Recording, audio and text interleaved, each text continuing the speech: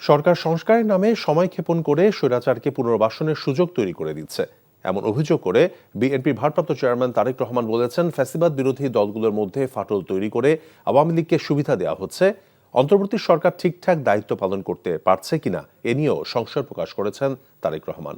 হাসান মাহমুদের রিপোর্ট।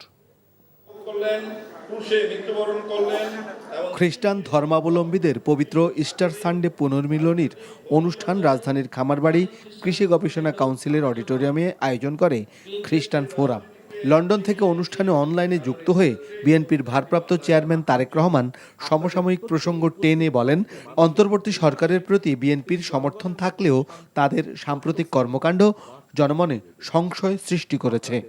মানুষের মধ্যে কিন্তু ধীরে ধীরে সংশয় সৃষ্টি হচ্ছে। একজন সাবেক রাষ্ট্রপতি বিমানবন্দর দিয়ে চলে গিয়েছে দেশ ছেড়ে। সরকার নাকি তার এই দেশ ত্যাগের ব্যাপারে কিছুই জানে না।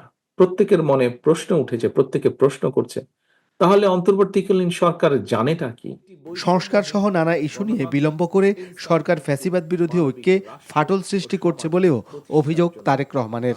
সংস্কারের নামে সময়ক্ষেপণ করে অন্তর্বর্তীকালীন সরকার অত্যন্ত সুকৌশলে নানা ইস্যু সৃষ্টি করে স্বৈরাচার বা ফ্যাসিবাদে বিরোধী যে রাজনৈতিক দলগুলো আমরা যারা মাঠে ছিলাম, দলগুলোর ঐক্যের মধ্যে ফাটল ধরানোর একটা ক্ষেত্র হয়তো তৈরি করতে চাইছে। বক্তারা বলেন, ধর্মকে ব্যবহার করে কোনো বিভাজন নয়। সংখ্যালঘু বলতে বাংলাদেশে কিছু নেই, এখানে সবাই বাংলাদেশি, এই কথাটি আমাদেরকে জোর করে বলতে হবে। খ্রিস্টান সম্প্রদায়ের নেতারা তাদের বিভিন্ন দাবি দাওয়া তুলে ধরেন বিএনপি নেতাদের কাছে। Hasan Mahmud, NTV news, Dhaka. Bundle থাকলে প্রতি সেনমানিতে টাকা বাঁচবে। বিকাশ সেনমানি বান্ডেল কিনে জিতুন প্রতি লেনদেনে।